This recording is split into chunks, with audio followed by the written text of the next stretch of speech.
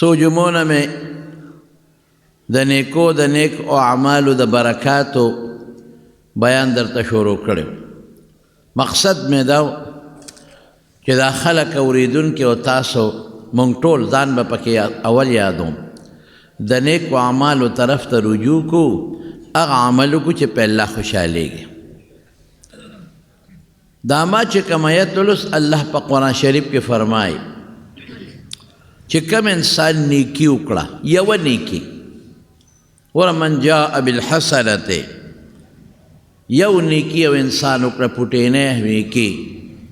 نو الله فرمایي فله خیر منها،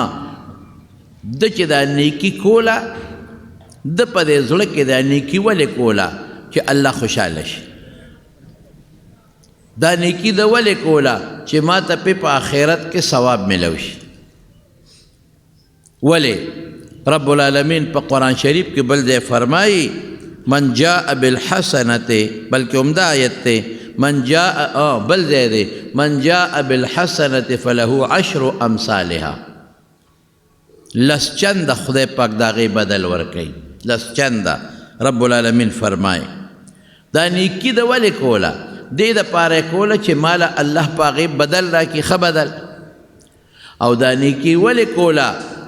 دا اورېدلي و د ملا صاحب نه چې الله پاک په نیکۍ خوشحالیږي او په دنیا کې الله بنده خوشحالی،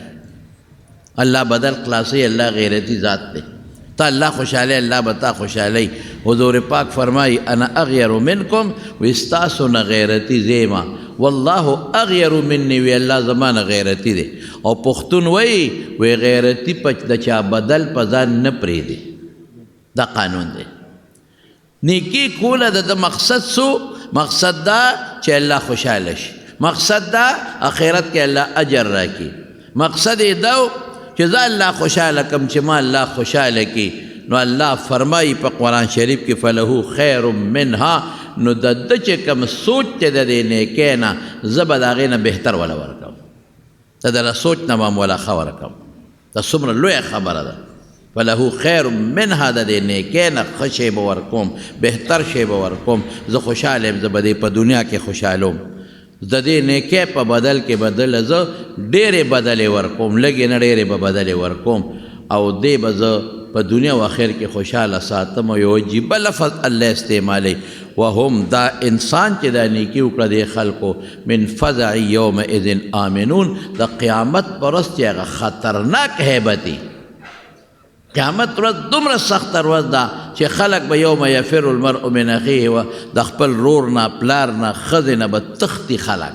هېڅوک به نه پکارېږي. یو هیبت به په خلکو، یو یره به په خلکو. قیامت به رانږدې شوي او قیامت به غرغنډې کوي، دا دنیا به مخامخ ویني. وایي په دقه ورځ باندې په دې خطرناکه ورځ به دې د یرې نه محفوظ وي، محفوظ اړه به یې کلک کم. یارې نه هغه څوک محفوظ وي چې د هغه زړه مضبوط وي، د هغه ټینشن نه وي، د هغه زړه بېغمه وي، زه به یې بېغمه کړم. دا څومره لویه خبره ده، وړه نیکي.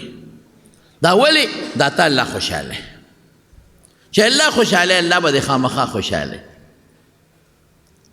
او رسول الله صلی الله علیه وسلم یو ځل سحر وختي راغی جومات کې مونځ یې وکړو، د مانځه نه پس دقسې خلکو ته مخ مبارک راواړو، بالکل مانځه پسې متصل. او تپوس یې وکړه، وی د چا نن روجه ده، نفلي روجه. حضرت ابوبکر صدیق رضی الله عنه پاسید د حضور پاک تپوسو، وی د ما نن روجه ده. وی چا نن تپوس کړی د مریض، عیادت او بیمار پرسی د مریض چا کړی ده؟ حضرت عمر فاروق رضی الله عنه خو لږ جذباتي و، هغه الله رسوله خو دغه د کوره راووتو تا پسې مونځ وکړو. نو موږ ته خو لا موقع نه ده میلاو شوې د بیمار د تپوس. د بیمار تپوس خو خلک هله کوي چې د مونځ نه اوزګار شي بیا لاړ شي. موږ خو دقه د کوره راووتو او نیغ جومات ته رالو. حضرت ابوبکر صدیق پاسید، وی د الله رسوله ما بیمار پرسی کړی د په لاره را روانو، عبدالرحمن ابن عوف رضی الله عنه بیمارو، وخت د مانځله و نو هغه کره ورننوتم چې شپه به پې څنګه تېره شوې. شپه به ښه تېره شوي که سخته به تېره شوي نو ما هغه کره ورننوتم د هغه تپوس مې وکړه ما د مریض بیمه پرسي کړې بیا حضور پاک وفرمایل وی چا به نن صدقه کړي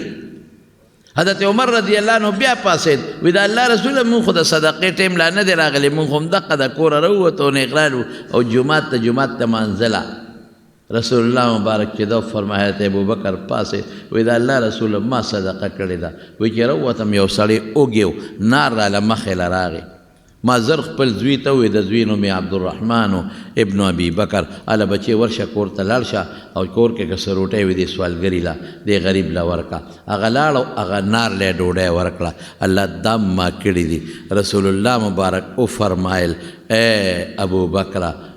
بشر بالجنه زیر قبول کا د جنت تعالی به خدای پاک جنت درکړي او جنت څومره لوی نعمت دی په څومره معمولی څیز الله ورکوي بیمار تپوس اوس موږ د بیمار تپوس ته کوو مونږ کې یو غم دی مونږ وایو ده ما تپوس کړی دی دی کوم ده نه دی کړی نه کوم هلکه دا خو تا د خدای دپاره ونه کړه ده نه دی کړی وکړه لاړ شه تپوس ته پوښتنه یې وکړه چې د کړی دی خو تا د هغه بدل دا ټیک ده دا نیکي ده هل جزاء الاحسان الا الاحسان یو سړی سره ښېګړه وکړي او ته ښېګړه وکړي دا هم نیکي ده خو بهترینه نیکي څه ده دا حضور پاک نه یو ځل چا تپوس وکړو وایي د الله رسوله ما سره یو سړی صله رحمي نه کوي او زه یم ورسره نه کوم وایي نه داسې مه کوه چې هغه نه کوي ته ورسره وکړه چې هغه صله رحمي کوي او ته کوې دا خو تا د هغه بدل خلاص کړه ټیک ته دې کې هم ثواب شته خو چې هغه در سره صله رحمي نه کوي او ته یې ورسره وکړې دا زبردسته رشته ده نو مونږ وایو لکه زما تپوس یې نه دی کړی زه ولې وکړم هلکه پته نه لګي هغه ته به پته نه وه ولې ګیلې کې کیدای شي هغه به اوزګار شوي نه بعضې وخت یو انسان ته یو ضروري کار پیښ شي هغه اوزګار نه شي کیدای شي هیر شوي به یې مونږ نه ډېر هیر شي اکثر راته څوک اوی پلان کې وفات شوی دی رانه هیر شي وروستو راته را یاد شي دا خو انسان دی د انسان نه یېره راځي یا څه بل څه وجه به او چې هغه نه ده کړې ته ورشه ته یې وکړه چې الله خوشحاله په بدل کار نه کومه دقسې زمونږ د جنازو قسم ده دی د ما مړي له راغلی دی چې زه وکړم هلکه دا خو تا د خدای دپاره نه کړه دا خو تا د بدل خبره وکړه ده زما تپوس پوښتنه ده ما سره ښېګړه ده زما د پلار د بیمارۍ تپوس دی ما له دعا له راغلی دی ده زما قبر کې کار کړی چې زه ورله وکړم ټوله قصه زمونږ نن د عدل بدل روانه ما سره کته کې زه نیکي کوم کته نه کې زه نیکي نه کوم آها ماشاءالله تا خو د الله دپاره ونه کړه تا خو ده دپاره وکړه نیکي الله دپاره وکړه دی نه دی راغلی زه ورځم زما له قبر کې کار نه دی کړی دی ورله کوم دی زما د پلار تعزیت له نه دی راغلی زه ورځم ده زما پوښتنه زما د پلار نه ده کړی او دی د پلار کوم ته ګوره الله خوشحاله کړه چې الله تا خوشحالوي که نه دغه سړی به راځي ستا د خپو کې به پروت ملامت به درته ناست دی اوخو یاره ما خو یې تپوس نه وکړو دا یې زما تپوس ته راغی ملامت به راته ناست دی نو دا ګوره تپوس مې وکړه او دا څومره معمولي خبره په تپوس رسول الله مبارک فرمایي د نیکۍ اجر ته وګوره وایي چې څوک د یو مریض تپوس له لاړ شي یو مریض تر څو واپس کور ته نی را رسېدلی او یا زره فرشتې د ده دپاره دعاګانې کوي څومره لوی ثواب دی پکې بلکې یو حدیث کې دا راځي چې کم انسان د یو بیمار پوښتنې له ځي دی د جنت په باغ کې روان دی نو زمونږ طالبان د دې درې توجیحات کوي اسانه دا ده که دغه وخت دی مړ شو په دې لار په تلو راتلو کې هغه سره تپوس پوښتنې وخت کې دی به نیغ د جنت باغ له ځي احسانه معنا ده او بیا د نفلي روژه نیول اوهو حدیث کې راځي نبی علیه السلام فرمایي چې بیا په ژمي کې نفلي روژه الصوم فی الشتاء دا غنیمت بارده دی ډېر خشته ښکلې اسان غنیمت ورځ لنډه ده لوږه نشته تنده نشته او وخت پې کم لګي نو دا روژې په دې ژمي کې نیسئ دا نیکی د غټه نیکی د الله پې خوشحالېږي حضور پاک به د ګل پر او د زیارت پر روژه نیوله وایي په دې وخت کې زما عمل الله ته پیش کېږي نو چې زه روژه دار یم او زما عمل الله ته ورسېږي د جمعې به هم نیوله د جمعې روژه به هم کله کله نیوله او کله به د اسلامي میاشتې 14 او 14 او 15 نیوله او کله به د میاشتې لومبۍ 3 نیوې او د میاشتې اخر 3 به نیولې بهر کې که نیولې شی نو خیر و جیدا دي چې اسلامي میاشت معلومه کې نن سبا د دې کلندرو نه خخ په اسانه پته لګېږي د موبایل نه په اسانه پته لګېږي او د هرې اسلامي میاشتې 14 او 14 او 15 نیسي دا مخکې فرض وي فرضیت یې ختم شوی دی او ډېر لوی اجر او ثواب دی یا د ګل او د زیارت فرض دا روجي نیسه په دې کې ډېر لوی اجر او ثواب دی او بله راله پکې صدقه او خیرات اوهو صدقه او خیرات خو دومره لوی اجر لري چې زه درته ویلی نشم یو ښځه وه او یو سوالګرې راغی یو سوالګرې ښځه راله په دروازه یې باد وکړه اواز وکړه وایي ډېره زیاته یخني مې کېږي او د خدای دپاره ماله څه څادر راکړه دې ښځې کور ته منډه کړې دې غریبې سره بل څه یو څادر و ورسره هغه سورې و یو 3 ځایه پکې نري سورې او یاره هغه څادر یې راواغېست او دې سوالګرې له یې ورکړه خورې دا څادر واله په دې ځان پټ کړه لږ سورې خو دې خو ځان له وګنډه هغې وی بیغم او سوبک پټې سورې پکې او یو 3 کجورې پرتې وې کور کې هغې راواغېستې وی ته به اوږې مې دا کجورې مه خوره صرف 3 کجورې او یو څادر خاوند دی خو خاوند ته نه دی خبر چې زما ښځې دا صدقه کړې ده خاوند دی خو ویني وی د قیامت ورځ ده د حشر د محجاس و محشر ورته وایي او دا ټوله دنیا په غوبل کې ده او دا خلک په ګرمۍ کې پراته دي او بل شان ګرمي ده او دا خلک څوک یو خوا منډې وي او څوک بل خوا منډې وي او هر سړی په خپل غم کې پروت دی دا سړی وي دې ښځې ته یو زیم او یو تی او زمونږ هم ګرمي کېږي وی دی کې یو سړي یو غټ څادر راوړو او د هغې غټ څادر د پاسه یې په موږ د پاسه خور کړ په موږ باندې د بره نه نور بند شو هغه تو هغه ګرمي را باندې بنده شوه خو دا څادر 3 ځایه سورې و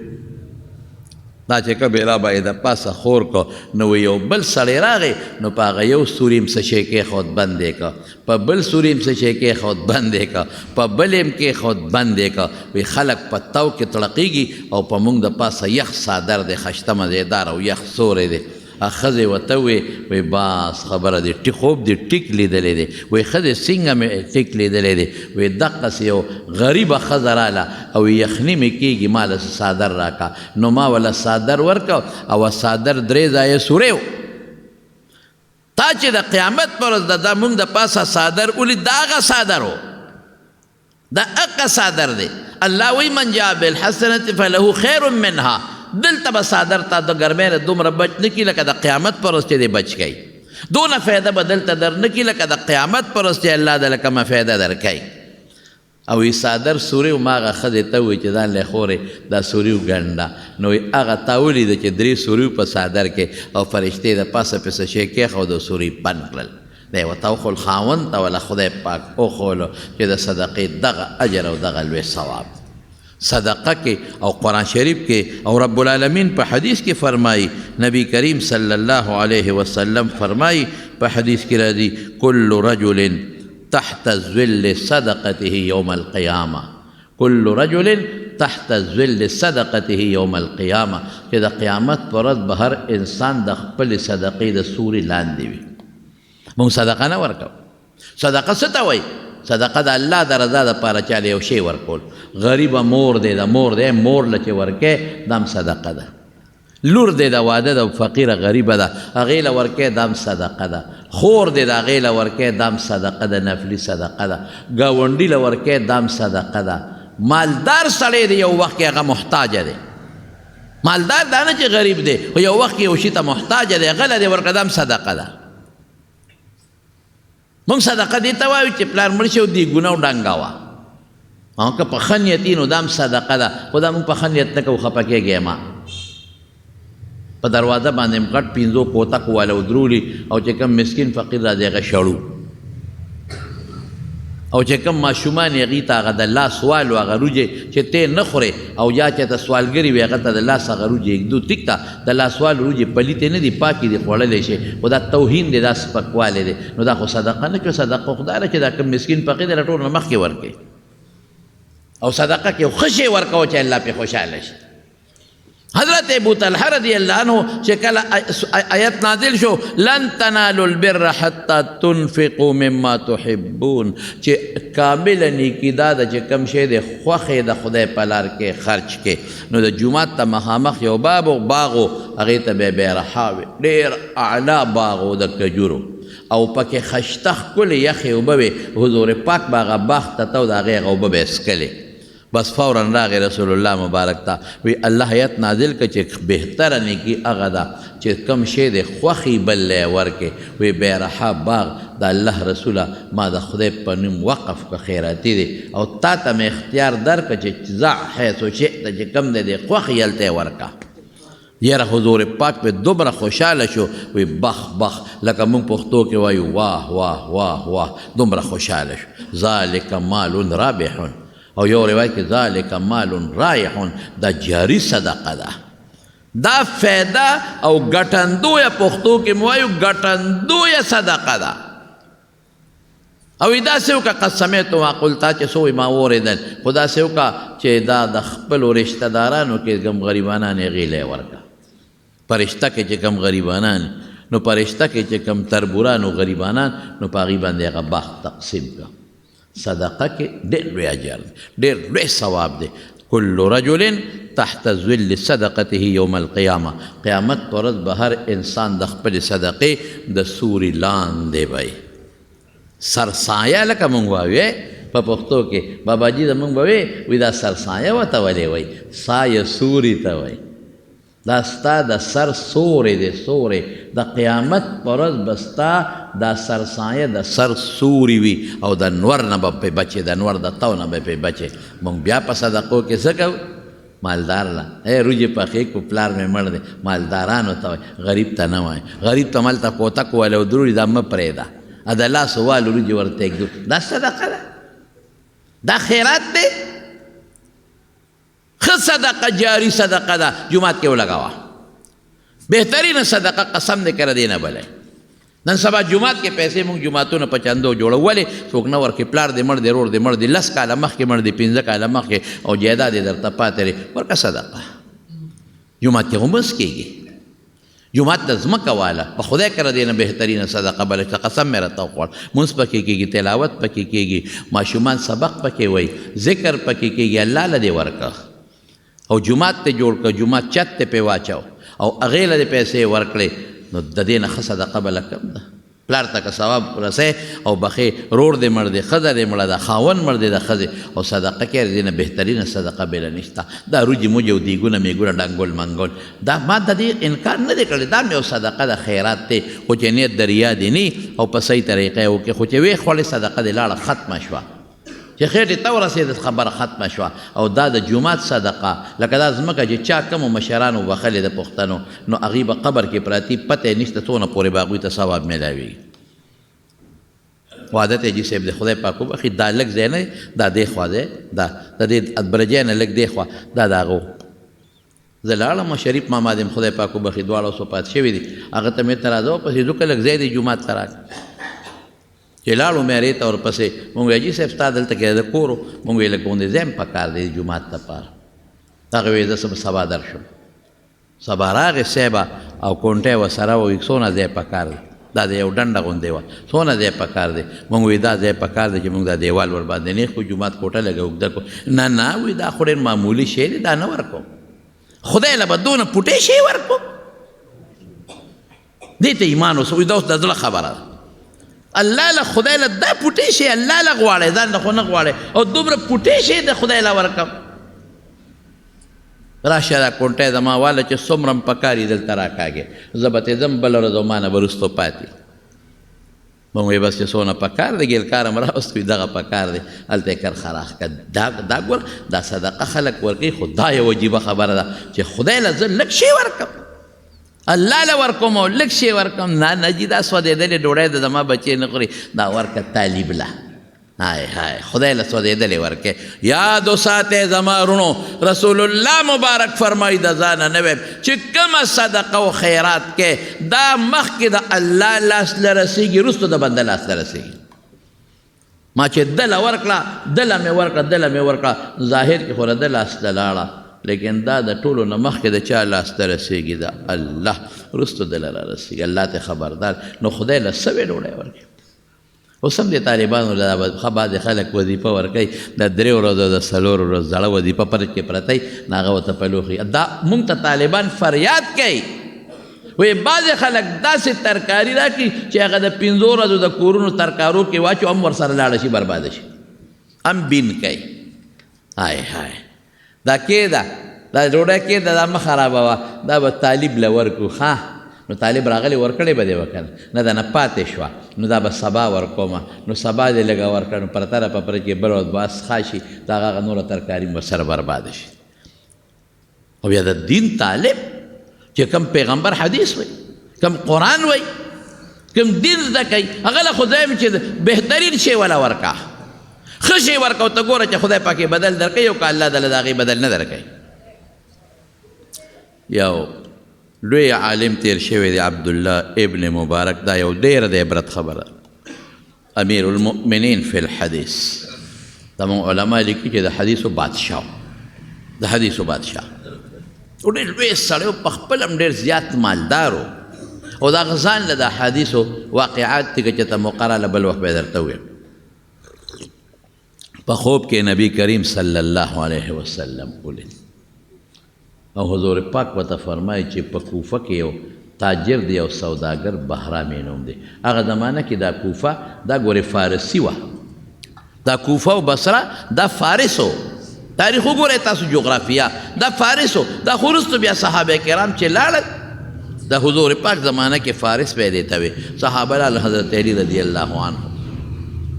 نو هغه بیا عرب لاړل هلته کې دارالخلافه منتقله شوه نو بیا دا وروسته عربي زده کړه نو عبدالله ابن مبارک خو هم د هغوی نه څه 200 کاله پس تېر شوی دی نو دا نومونه هقسې فارسي را روان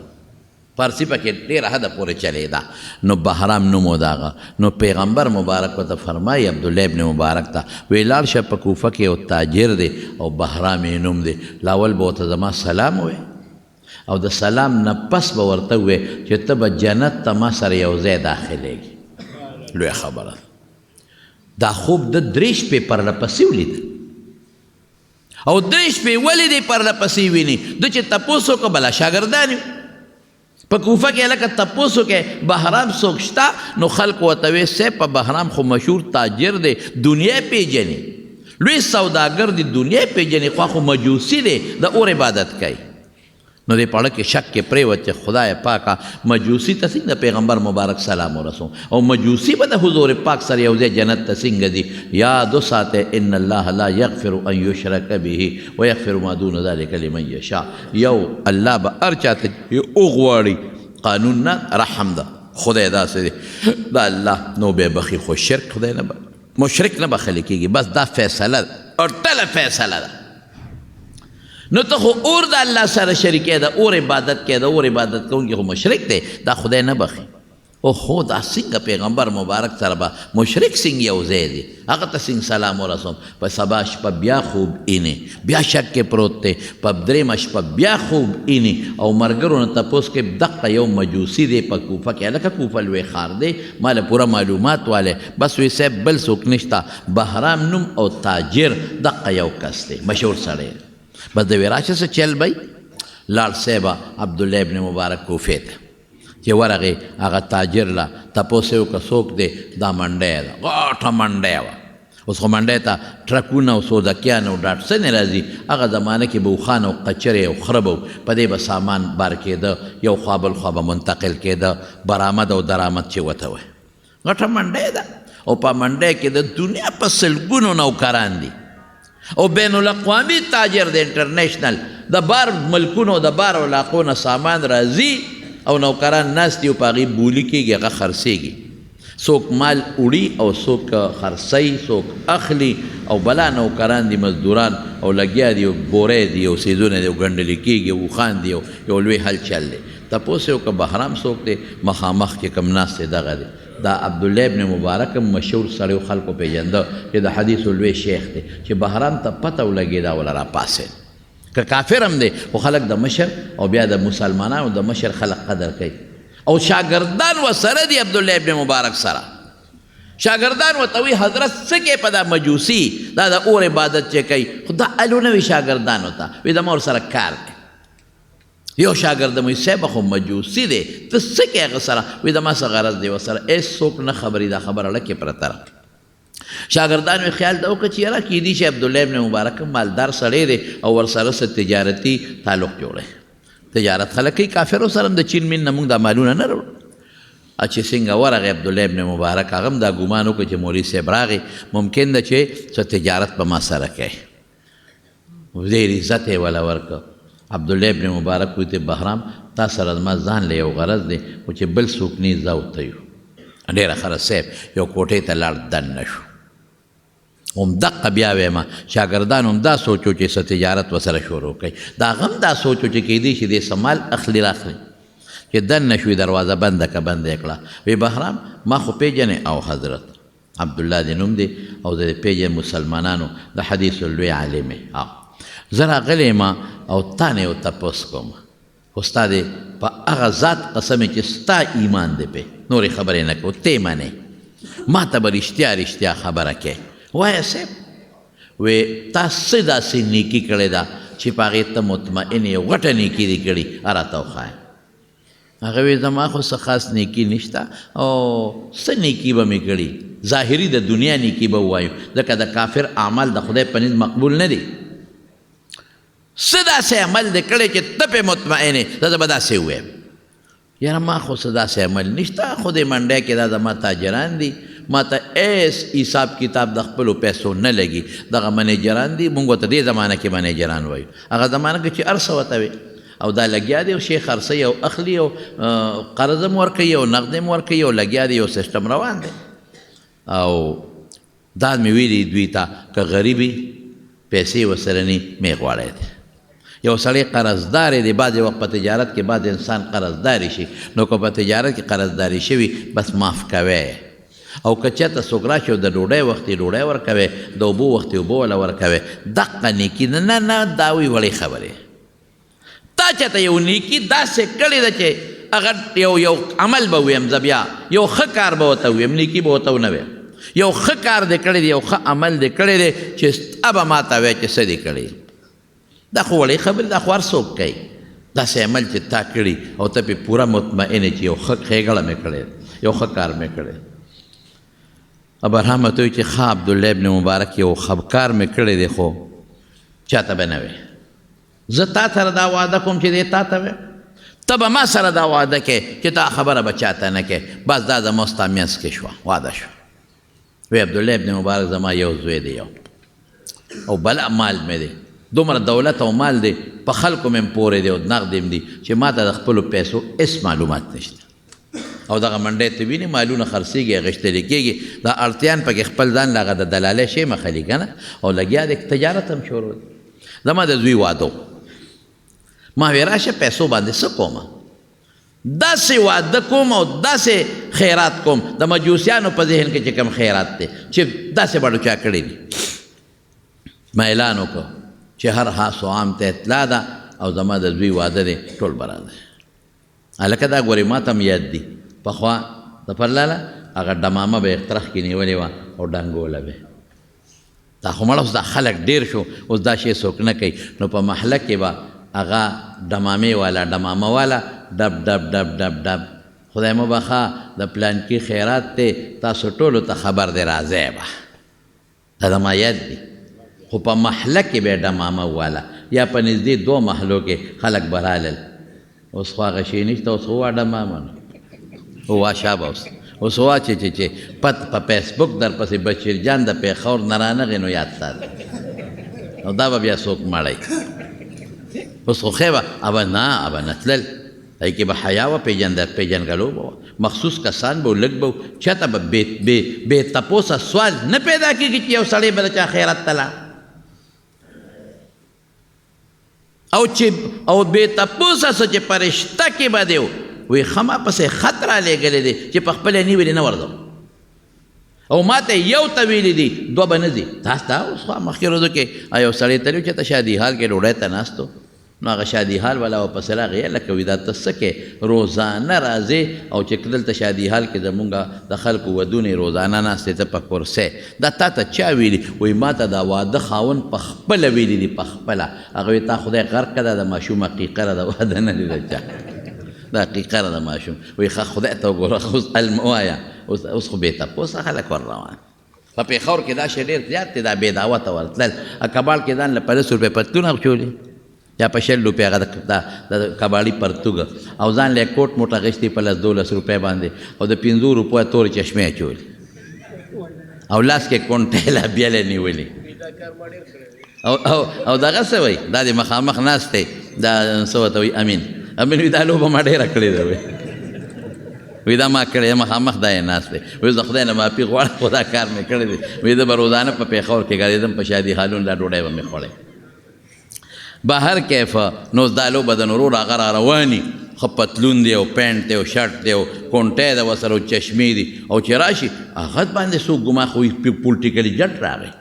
په دروازه ورته ښه مزېدار سلامه کوي او هغه زوی وایي پلار به مې ورته ویلي پلار صاحب راځه دلته کښېنه صاحب او صاحب نه دی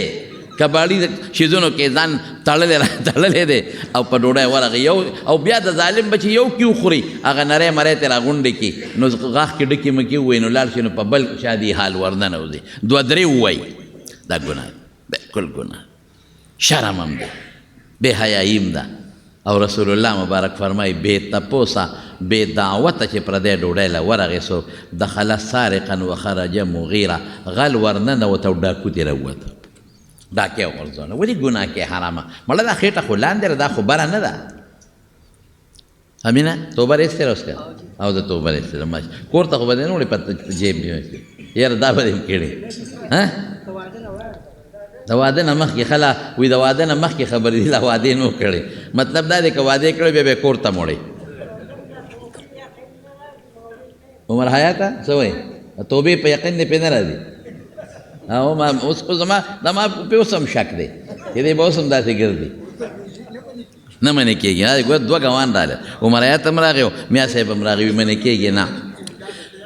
بهر کیف زما وروڼو خبره مې دې پورې کوله هسې خوشطبي هم ورسره وکړه امین ښه سړی الله دې وله خیر ورکړي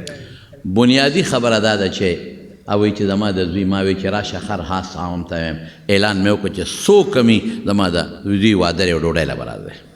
هېڅوک به نه پاتې کېږي نه غریب نه مالدار نه خپل نه پردی ماشومان او زنانه دې م راځي زنانو له ځان له ځای مې مقرره کړه سړو د ځان دپاره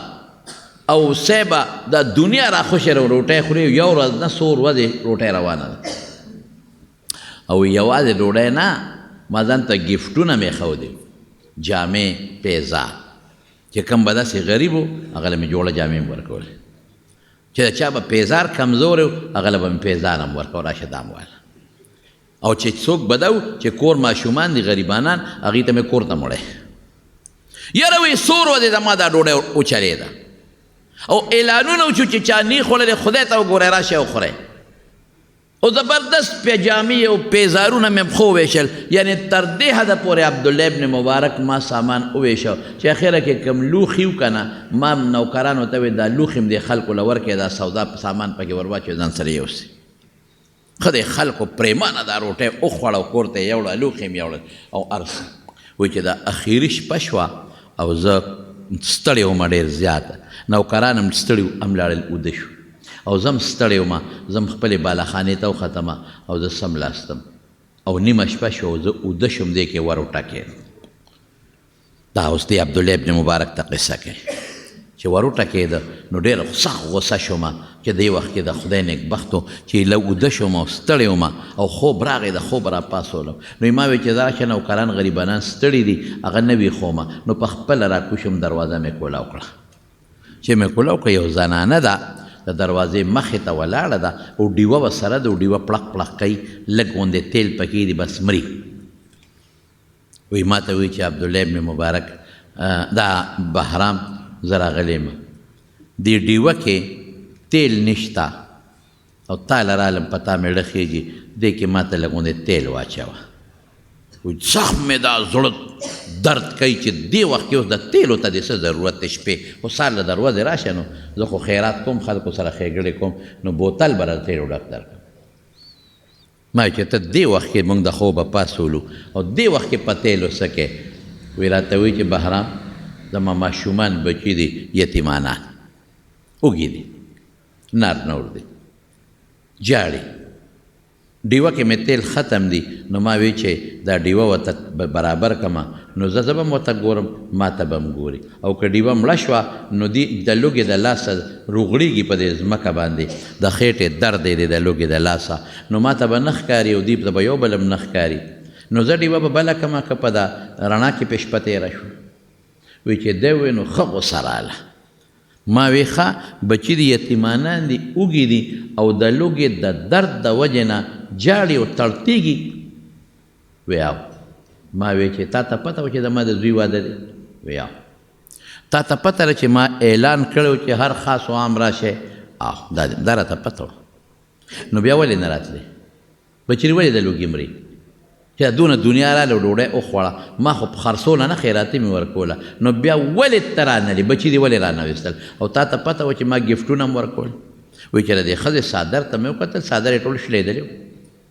دی په دې ځان له ګنډلی و او چې پیزار ته مې وکتل نو کیړی میړی پیزار یې په خپو دی هغه هم شلېدلی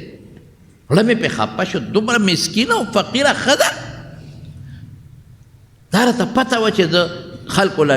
جامې م ورکوم پیزار او بهرام پته وراته نو ولې نه راتلې پیزار به مې هم درکړی دا جامو ته دې وګوره د پړونې لاندې چې ما د هغې جامو ته وکتل هغې ته هم ټوټې لګېدلې ما به دله جامې هم درکړې پړونې پیزار به مې هم درکړی بچي دې وږي دي کور ته به دې موړی وه دا راته پته وه چې ما خلکو ته وې کور ته موړی او بهرام دا هم راته پته وه نو ولې بیا رانلې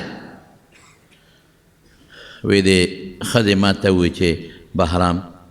مهرباني وکړه زما په زخمونو پټی مه لګوه په زخمونو زما مالګې مه جوړوه بس یو 2 قاشوغې تیل دنه غواړم راته واچوه تا باندې مې وخته په دې نیمه شپه کې مې بل څوک نه شو پاسولی واچوه وایي ما ته چې نه لاول به راته الوې وایي دا ما ته چې بهرام که راته اچی تیل واچوه که نه د بل چا دروازه وه ما ته بچي وږي دي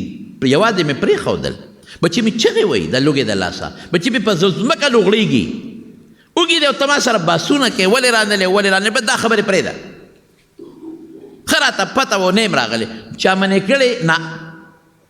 چا شړلې نه نو ولې چې چا شړلې نه چا منې کړې ته پته به نو ولې رانلې د خدای نیکبخت دی هلته تپوس ته نه کوم هلته ته ویم ولې رانلې وایي هغه ښځه سترګو کې اوښکې وګرځی دی وایي ما ته وایي چې بهرام که تیل اچی واچوه که نه چې د بل دروازه وامه زما پر هر باندې مالګې مه جوړوه بس دال نه وی ما وی چې بچې لږ پوه شومه چې د دې ښځې څه مجبوري ده غوسه مې لږه راښکته شوه بچې جامې هر څه ډېر دي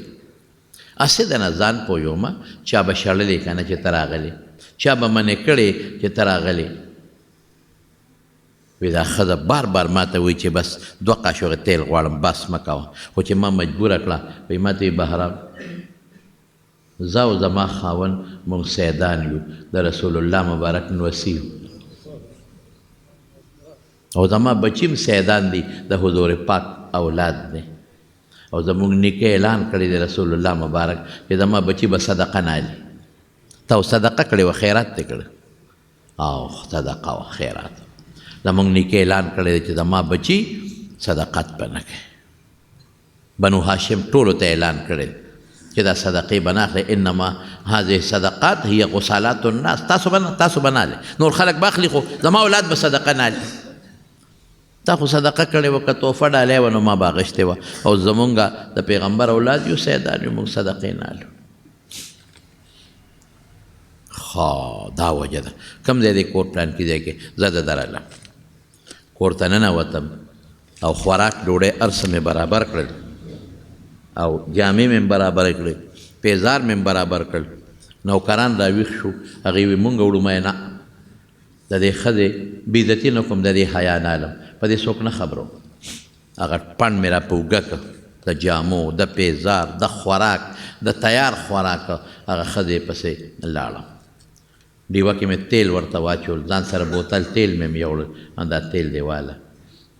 او واقعي چې ورننوتم هغه ماشومان په دې ځمکه رغړي ده لوګې د لاسه. ای مورې په خېټه م درد دی ډوډۍ، ای مورې سره وړه وږي درد دی، خوب نه راځي. په دې کټ کې او په دې ځمکه د ماشومان بچي تړقېږي او دا د لوګې د لاسه غریبانان تاویږي را تاویږي. وایي ما زر ولا خوراکونه کېښودل، هغه ماشومان مې ماړه کړل، ماړه شو. او هغه پیزار ورسه مې ورکړل او ما هغه ښځې ته وویل چې بالکل دا صدقه نه ده، دا تحفه او ډالۍ هدیه مې راوړه، دا تحفه را داوانه. او چې کله م تا سره خلاصېږي څه نو تا له به دلته راځي بېغمه اوسه. رحم مې راغی په هغه ښځه هم او په ماشومان هم. وایي هغه ښځه ماشومانو ته وایي دا بهرام دی عبدالله ابن مبارک ته وایي چې عبدالله ابن مبارکه چې کله ماشومان ماړه شو زه خوشحاله شو. نو هغه ښځه بچو ته وایي چې بچې بهرام کاکاجي ته خو لږه دوا وکړې که نه. ماشومانو هغه پوټیني لاسونه الله ته اوچت کړل. معصوم دی که نه، معصوم خو د ګناه نه پاکي. الله ته یې لاس اوچت کړل، وی یا الله دا سوال درنه کوو خدایه چې دی بهرام کاکاجي په دا نیمه شپه مونږ ماړه کړو، مونږ له ډوډۍ راوړه او مونږ له جامه راوړه، تحفه یې راوړه، صدقه نه ده. الله دې زمونږ د نیکه سره یو ځای جنت ته داخل کا. عبدالله ابن مبارک دقه مې یو ښېګړه کړې ده، نور ما څه نه دي کړی. عبدالله ابن مبارک ورته بهرام مبارک ته شي، دغه ماشومانو دوا قبوله ده. ما 3 شپې خپل مبارک پیغمبر په خوب کې لیدلی دی او هره شپه راته وایي چې لاړ شه او بهرام ته زما سلام ووایه او دا ورته ووایه چې ما سره به یو ځای جنت ته داخلیږي. او زمانو دلته به ستا زړه کې یو سوچ راځي چې د کافر نیکي خو خدای نه قبلوي. قرآن شریف کې الله فرمایي چې او کسراب بقیعة یحسبه الظمآن ماء، په یو ځای کې بل ځای راځي څنګه دی و قدمنا الى ما عملوا من عمل فجعلناه هباء منثورا. لکه ګوره زه حافظ نه یم کله رانه آیت ګډوډ شي. فر دې څومره نیک اعمال دي چې ایمان عمل سره نه د خدای په نزد نه دی مقبول.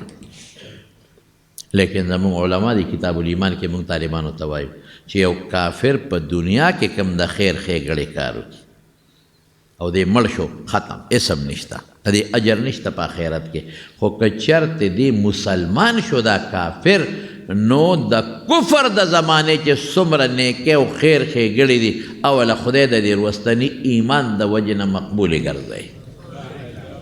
حضور پاک فرمایي وی 3 کسان دي چې الله ډبل اجرونه ورکوي.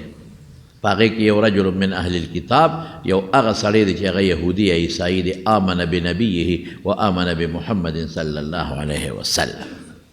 ایمان دی راوړه د کفر. او حضرت څوک دی هغه د حضرت خدیجې رضی الله تعالی عنها دی حکیم ابن حزام حضور پاک ته وی د الله رسوله ما خو په کفر کې بلا صدقې کړې، ما خو په کفر کې صله رحمې کړې دي، ما مریان آزاد کړي دي، د هغې څه اجر به میلاویږي که نه؟ وی او اسلمت علی ما اسلفت من خیرن، چې ته اسلام دې راوړه نو ادې مقبولې دي، ادې ټیک دی که دې نه وې راوړې نو هر څه ختم. او دویم څه؟ دویم دا چې د کفر په اعمالو په دنیا کې الله بدل ورکوي. ګوره کافر دی، کافر د کافر عمل خو چې ایمان نه هېڅ شی نه دی، لیکن د اخلاص رب العالمین ورته څه درجه ورکړه، درجه یې ووره چې دا خبره بهرام واورېده. بس وی عبدالله ابن مبارک لاس یې را دې خوا که چې زه ایمان راوړم، د ستاسو پیغمبر نه منم، ستاسو دین نه منم، او بیا په ما سلام را لېږي او بیا ما بدن سره یو ځای جنت ته بوځي. هغه بهرام الله مسلمان کا راغی چې څومره رشته دارانو ټولو ته وی ما سره کا رشته ساتئ ایمان به راوړئ، هغه خدای مسلمانان کړل. او چې څومره نوکران وي زما منډی کې به هغه څوک کار کوي چې څوک مسلمان وي، کافر به زما مزدوري نه کوي، کافر به زما نوکري نه کوي، هم ورسره خدای ټول مسلمانان کړل. صدقه ډېر قیمتي شی دی زما، ډېر قیمتي شی دی. په دنیا کې هم خدای اجر ورکوي او په آخرت کې الله ورکړي، په قبر کې خدای پاک دا صدقه به پتا باندې سورې کوي، په قبر کې د الله د عذاب نه به بچ کوي. خو اخلاص ډېر ضروري شی دی. پټه صدقه ورکوي. رسول الله مبارک فرمایي هغه صدقه چې په خلاص باندې کومه خرچه کې ما تنفق یمینه نو لا تعلم، هغه ګس لاس دې خبرېږي نه، ګس لاس نه خبرېږي. دا صدقه ورکړه، پټه صدقه ورکړه، هېڅوک هم مه خبره وه. ټولو نه بهترین مصرف جومات دی، د ټولو نه بهترین مصرف صدقه ده. او ورونو ګورئ اوس هم ډېر خلک نار نه ور روان دي، ګورئ دا مه وایئ، اوس هم شته. دا یو څو کاله مخکې کوړي نه را روان وم او کتلمه، اوس مې هېر دي. نو د کوړي نه بار یو ډیران و داسې مشترک غوندې یو بوډا بابا و داسې لاسونه د غریب رپېدل داسې، او په ډیران لګیا یې د هغې نه څه راغونډئ، دا زړې ټوکړې موکړې او دا شیزونه راغونډئ. ما هغه ډېری ورته ویې مې تو درې کاله هغه مې روغ بابا دلته راشه دا څه کوې؟ هغه داسې غریب دغه غوندې شو، ویرېد. مې نه بابا جي تپوس ته نه کوم، دا څه کوې؟ وایي دا راغونډومه دا خرڅومه. مې په دې څه کوې؟ وایي بچو له پې رزق روزي ګټم،